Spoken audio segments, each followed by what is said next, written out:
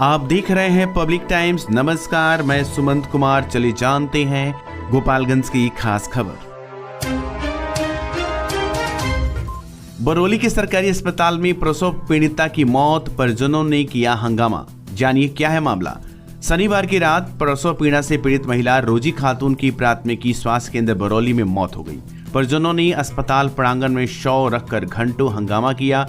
बरौली थाना अध्यक्ष ने समझा बुझाकर स्थिति को नियंत्रित किया और उचित आश्वासन के साथ परिजन शव लेकर घर लौट गए। आपको बताते चले कि डॉक्टर एम भारती ने बताया कि प्रसूति महिला की तबीयत बिगड़ने से पहले उसे सदर अस्पताल रेफर कर दिया गया था और एम्बुलेंस से भेजा गया था। वहीं एएनएम नीतू कुमारी ने बताया कि रोजी खातून यहां 5वीं प्रसव के लिए आई थी और खून की कमी के कारण उसे सदर अस्पताल रेफर किया गया था। मामले में समाचार भेजने तक पुलिस को परिजनों ने कोई लिखित शिकायत नहीं की थी। बरौली के सरकारी अस्पताल में एक भी एमबीबीएस महिला चिकित्सक नहीं है, जिससे महिलाओं को इलाज के लिए गोपालगंज या सिवान जाना पड़ता है। प्रभारी चिकित्सा पदाधिकारी डॉक्टर विनोद कुमार यादव ने कहा कि अस्पताल में महिला चिकित्सक की कमी के चलते प्रसूति महिलाओं को अक्सर बाहर इलाज के लिए भेजना पड़ता है। गोपालगंज में सेक्स रैकेट का भंडाफोड़, 4 गिरफ्तार। आपको बताते चले कि नगर थाना की पुलिस ने गुप्त सूचना के आधार पर सेक्स रैकेट का भंडाफोड़ किया है, जिसमें 4 लोगों को गिरफ्तार किया गया है। नगर थाना प्रभारी ओम प्रकाश चौहान ने प्रेस विज्ञप्ति जारी करते हुए बताया कि 3 अगस्त 2024 को करीब 11:10 पर सूचना मिली कि साधु चौक गंगा नर्सरी के पास एक घर में देह व्यापार का धंधा चल रहा है। इस सूचना पर कार्रवाई करते हुए एक टीम बनाई गई और उस स्थान पर छापेमारी की गई। छापेमारी के दौरान उमरातन खातून, बुल्ली मियां, सीमा देवी और जावेद आलम को गिरफ्तार किया गया। पुलिस ने मौके से 4 कंडोम भी बरामद किया। इस मामले में नगर थाना कांड संख्या 577/24 के तहत कार्रवाई की गई है। घर का कमरा बहुत ही गंदा था और वहां पान, गुटखा, सिगरेट के टुकड़े पड़े हुए थे। इससे साफ होता है कि वहां अनैतिक देह व्यापार चल रहा था। गिरफ्तार किए गए लोगों से पूछताछ के बाद न्यायिक हिरासत में भेज दिया गया है और मामले की आगे की जांच की जा रही है। गंडक नदी का जलस्तर कम होते ही कटाव तेज हो गया है। आसपास के ग्रामीणों में हड़कंप मच गया है। आपको बताते चले कि जिले के कुचाकोट प्रखंड के बिशंबरपुर स्थित गंडक नदी का जलस्तर कम होते ही नदी की धारा तेज हो गई है, जिससे दियरावासी भयभीत हैं। बाढ़ नियंत्रण और जल संसाधन विभाग द्वारा कटाव रोधी कार्य शुरू कर दिया गया है, ताकि बांधों को सुरक्षित बचाया जा सके और किसानों के खेतों को कटाव से रोका जा सके। पिछले माह वाल्मीकि नगर बराज से गंडक नदी में छोड़े गए भारी मात्रा में पानी के बाद जिले के गंडक नदी का जलस्तर काफी उफान पर था, जिससे देरा इलाका जलमग्न हो गया था। किसानों की फसलें डूब गई थी और देरावासियों की मुश्किलें बढ़ गई थी। अब जलस्तर कम होने के बावजूद देरा निवासियों की समस्याएं कम नहीं हुई है। पहले बाढ़ और अब कटाव से भय से लोग डरे और सहमे हुए हैं। बिशंबरपुर गांव के पास गंडक नदी का धारा मुड़ने के कारण कटाव तेज हो गई है। बाढ़ नियंत्रण व जल संसाधन विभाग के चीफ इंजीनियर संजय कुमार ने बताया कि गंडक नदी की धारा कुछ डाइवर्ट हुई है और इसे लेकर एहतियातन सुरक्षात्मक कार्य किए जा रहे हैं। हाथी पाव और नायलॉन केंट का उपयोग किया जा रहा है ताकि कटाव को रोका जा सके। कटाव रोधी कार्य में दर्जनों मजदूर जुटे हुए हैं। किस तरह से काम किया जा रहा है? यहाँ पर चूँकि धारा करंट का थोड़ा डाइवर्ट हुआ है, इसलिए हम लोग एहतियातन सुरक्षात्मक कार्य कर रहे हैं। इससे कोई क्षति कहीं नहीं हुई है, प्रिकॉशनरी मेजर ले रहे हैं। किस तरह से काम किया जा रहा है? कौन से काम किए जा रहे हैं? ये केवल हाथी पाव और एनसी लगा रहे हैं कि कोई डैमेज नहीं करे, फिर वैसे डैमेज हुआ भी नहीं।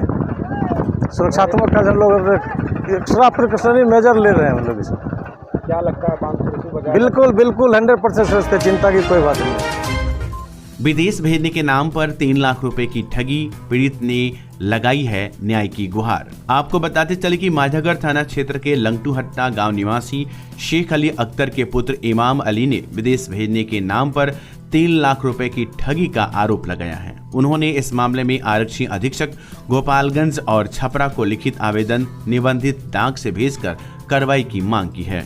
इमाम अली ने बताया कि करीब 3 वर्ष पूर्व जब वो हैदराबाद में इंजीनियरिंग की पढ़ाई कर रहा था, तब उसकी दोस्ती बड़ा तलियां छपरा के कुछ लड़कों से हुई। उन दोस्तों ने उसे भविष्य के संबंध में सोचने की सलाह दी और कहा कि बड़ा तलियां छपरा के शाहनवाज आलम विदेश भेजने का काम करते हैं और विदेश में अच्छी सैलरी मिलती है। दोस्तों की बातों में आकर इमाम अली ने शाहनवाज आलम से संपर्क किया। शाहनवाज ने उसे और उसके पिता को कोरिया में 65,000 और 1 लाख रुपए की नौकरी पर भेजने का वादा किया और इसके लिए 3 लाख रुपए लिए, परंतु शाहनवाज आलम ने उन्हें विदेश नहीं भेजा। जब इमाम अली और उसके पिता ने शाहनवाज पर दबाव बनाया तो उसने फर्जी वीजा देकर इमाम अली को कोरिया भेज दिया। जिस कंपनी में कोरिया भेजा गया था वह कंपनी वहां मौजूद नहीं थी। इस पर इमाम अली के पिता ने 7,000 रुपए खर्च कर अपने पुत्र को कोरिया से वापस बुलाया। इसके बाद शेख अली अख्तर ने शाहनवाज आलम से पैसे वापस मांगने के लिए कई बार प्रयास किए, लेकिन हर बार उन्हें निराशा ही हाथ लगी। अंततः शेख अली अख्तर ने आरक्षी अधीक्षक गोपालगंज और छपरा को लिखित शिकायत निबंधित डाक से भेजकर शाहनवाज आलम के विरुद्ध ठगी के मामले में कार्रवाई की गुहार लगाई है। अब पीड़ित परिवार न्याय की प्रतीक्षा कर रहा है और इस मामले में पुलिस की कार्रवाई का इंतजार कर रहा है।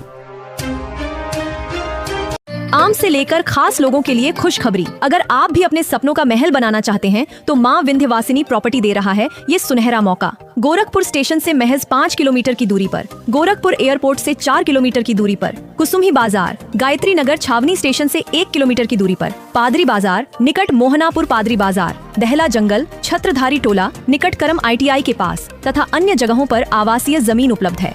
आवासीय प्लॉट एवं घर मकान लेने हेतु संपर्क करें। माँ Vindhyavasini property, Gorakhpur CM city. हमारे यहाँ 70% तक बैंक लोन की सुविधा भी उपलब्ध है। स्वास्थ्य के प्रति आपकी चिंता अब खत्म हुई। लखनऊ KGMU के मशहूर डॉक्टर इमरान हुसैन खान, हड्डी, नस, जोड़, रीढ़ की हड्डी, स्पाइन रोग स्पेशलिस्ट। नवीन तकनीक से घुटने और कुल्हे का जॉइंट रिप्लेसमेंट और दूरबीन विधि से ऑपरेशन। एक्सीडेंटल मरीजों के लिए त्वरित इलाज। डॉक्टर सूफिया शादाब, स्त्री प्रसूति एवं बांझपन रोग विशेषज्ञ। महिलाओं से जुड़ी सभी समस्याओं का सफल इलाज। नॉर्मल और सिजेरियन डिलीवरी में स्पेशलिस्ट। आज ही आएं और बेहतरीन स्वास्थ्य सेवाओं का लाभ उठाएं। स्टार एडवांस ऑर्थो और मैटरनिटी सेंटर, 24 घंटे 7 दिन इमरजेंसी सेवा। कमला राय college road, near hotel Ralson, Gopalganj. Siwan जिले का यूपी और बिहार का मशहूर जिफिसेट एकेडमी में करें सेफ्टी ऑफिसर का कोर्स और 5 से 6 महीने में बने सेफ्टी ऑफिसर। जी हाँ, जिफिसेट एकेडमी आपको दे रहा है कोर्स के दौरान ही जॉब की गारंटी। हमारे यहाँ कोर्स कर रहे छात्रों के लिए अलग से प्लेसमेंट डिपार्टमेंट की सुविधा उपलब्ध है। तो फिर देर किस बात की? हमारा पता है राम राज्य मोड़, सोनू सीमेंट स्टोर के पीछे, आंदर ढाला के समीप, सीवान। मेडिकेयर हॉस्पिटल, विश्वसनीय और अनुभवी चिकित्सकों के साथ। डॉक्टर गुलरेज आलम, नवजात शिशु एवं बाल रोग स्पेशलिस्ट। डॉक्टर आसिफ रजा, पेट, छाती और हृदय रोग स्पेशलिस्ट। डॉक्टर शमशेर आलम, डेंटल सर्जन। सेवाएं रूट कैनाल, दांतों की सफाई, पायरिया और दुर्गंध का इलाज। हम बच्चों के शीशा में रखने की सुविधा, ऑक्सीजन, नेबुलाइजेशन, फोटोथेरेपी और ECG उपलब्ध कराते हैं। इमरजेंसी सेवाएं 24 घंटे 7 दिन। मेडिकेयर हॉस्पिटल, स्थान थावे रोड, बिप्रासी स्कूल के सामने, गोपालगंज। आजकल की जिंदगी में हर कोई खुद को आगे बढ़ाने के लिए तैयार है और यहाँ हीरो का Harley Davidson X440 bike showroom Pratik Hero आपके सपनों को सच करने के लिए आपके साथ है। यहाँ आपको मिलेगा हार्ले डेविडसन X440 बाइक का विस्तृत रेंज, साथ में यहाँ आपको मिलेगा शानदार डील्स और ऑफर्स। तो आइए, जल्दी आइए और जुड़िए हीरो के हार्ले बाइक शोरूम के साथ और अपनी जिंदगी की नई यात्रा शुरू करें। प्रतीक hero, Gopalganj road, Tarwa, Siwan. Chhapra Udhampur special train का संचालन बढ़ाया गया।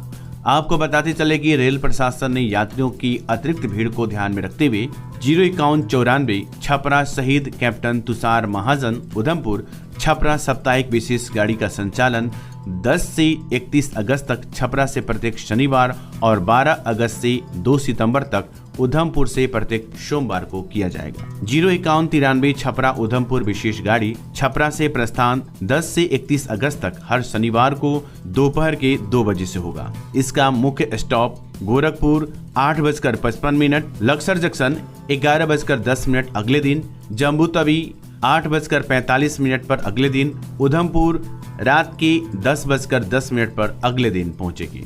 वहीं 5194 उधमपुर छपरा विशेष गाड़ी का संचालन उधमपुर से प्रारंभ होगा 12 अगस्त से 2 सितंबर तक, जो हर सोमवार को रात की 12:05 पर होगा।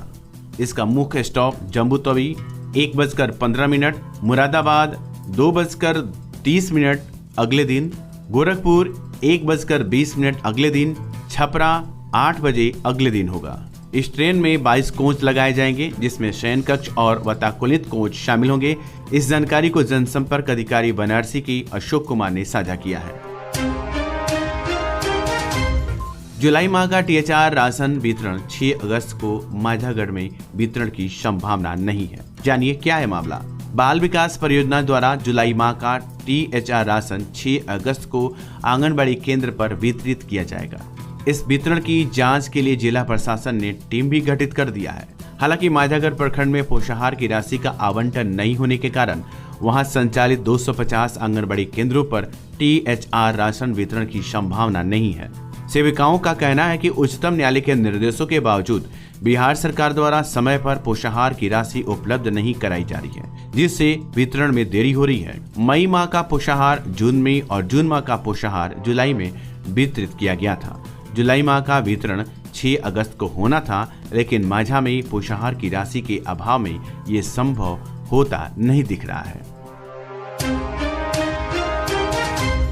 कैदी फरारी का मामला। चनावे मंडल कारा में ले जाने के दौरान चनावे मंडल कारा गेट पर एक कैदी हथकड़ी सरकाकर फरार हो गया। बिशंबरपुर थाना के होमगार्ड जवान ने फरार कैदी के विरुद्ध थावे थाना में प्राथमिकी दर्ज कराई है। फरार कैदी का नाम अल्फात अली है। वह रामपुर माधो गांव का निवासी है। कैदी को पकड़ने के लिए पुलिस जांच कर रही है। माझा के उपभोक्ता बिजली सप्लाई ठप रहने से परेशान है। शनिवार की सुबह से ही बिजली सप्लाई ठप रहने से उपभोक्ता परेशान है। उपभोक्ताओं का कहना है कि माझा में बिना किसी सूचना के बिजली दिन भर गायब रहती है। कॉल करने पर बिजली विभाग के कनीय अभियंता से बात नहीं हो पाती और बिजली मिस्त्री भी सही जानकारी नहीं दे पा रहे हैं। बिजली मिस्त्री हेमंत कुमार ने बताया कि उन्हें बिजली सप्लाई बंद होने का कारण पता नहीं है। पावर हाउस माझा से संपर्क करने पर बताया गया कि हवा चलने के कारण बिजली सप्लाई बंद कर दी गई है। ये सुनकर उपभोक्ताओं को आश्चर्य हुआ, क्योंकि ये पहली बार हुआ है कि हवा चलने पर बिजली की सप्लाई रोक दी गई हो। माझा के उपभोक्ताओं का कहना है कि यहाँ बिजली की सप्लाई नियमित नहीं की जाती है। पूछताछ करने पर कभी तकनीकी खराबी या फॉल्ट का बहाना बनाकर बिजली की सप्लाई ठप कर दी जाती है। इससे लोगों को भारी परेशानी का सामना करना पड़ रहा है। उत्पाद विभाग की पुलिस ने पकड़ी है 490 बोतल देशी शराब। उत्पाद विभाग की पुलिस ने वहां जांच के दौरान फुलवरिया थाना क्षेत्र के जटहा गांव निवासी सुरेश कुमार को 490 बोतल देशी शराब के साथ गिरफ्तार किया। वह उत्तर प्रदेश से शराब की खेप लेकर बिहार में सप्लाई करने आ रहा था। पुलिस ने उसकी मोटरसाइकिल और शराब को जब्त कर लिया है और आरोपी को न्यायिक हिरासत में भेज दिया गया है। प्रधानमंत्री मातृत्व वंदना योजना पंजीकरण के 4 महीने बाद भी लाभुकों को नहीं मिला लाभ। चलिए इसे भी जान लेते हैं। प्रधानमंत्री मातृत्व वंदना योजना के तहत आंगनबाड़ी सेविकाओं के द्वारा किए गए पंजीकरण के 4 महीने बाद भी लाभुकों को योजना का लाभ नहीं मिल पा रहा है। बाल विकास परियोजना विभाग के अधिकारियों ने प्रत्येक माह प्रत्येक आंगनबाड़ी सेविकाओं को 2 गर्भवती माताओं का पंजीकरण करने का लक्ष्य निर्धारित किया है। पंजीकरण करने के लिए गर्भवती माताओं को 1 लाख से कम की वार्षिक आय प्रमाण पत्र, ई श्रमिक कार्ड, राशन कार्ड और आधार कार्ड जैसे दस्तावेज आवश्यक हैं। हालांकि गर्भवती माताएं समय पर ये दस्तावेज सेविकाओं को नहीं दे पाती हैं, जिसके कारण सेविकाएं निर्धारित लक्ष्य के अनुसार पंजीकरण नहीं कर पा रही हैं। इस स्थिति में अधिकारियों द्वारा सेविकाओं पर कार्रवाई की धमकी दी जा रही है। माझा प्रखंड में कार्यरत 250 सेविकाओं ने 4 महीने पहले करीब 4000 गर्भवती माताओं का पंजीकरण प्रधानमंत्री मातृत्व वंदना योजना के तहत किया था, लेकिन उन्हें अब तक योजना का लाभ नहीं मिला है। योजना के तहत प्रथम गर्भवती महिलाओं को 5000 रुपए का भुगतान किया जाना था, जो अब तक नहीं हुआ है। इससे लाभुक पंजीकरण कराने के प्रति उदासीन हो गए हैं और सेविकाएं निर्धारित लक्ष्य को पूरा नहीं कर पा रही हैं। सेविकाओं का कहना है कि जब लाभुकों को योजना का लाभ नहीं मिलेगा तो वे पंजीकरण के लिए उत्सुक नहीं होंगे।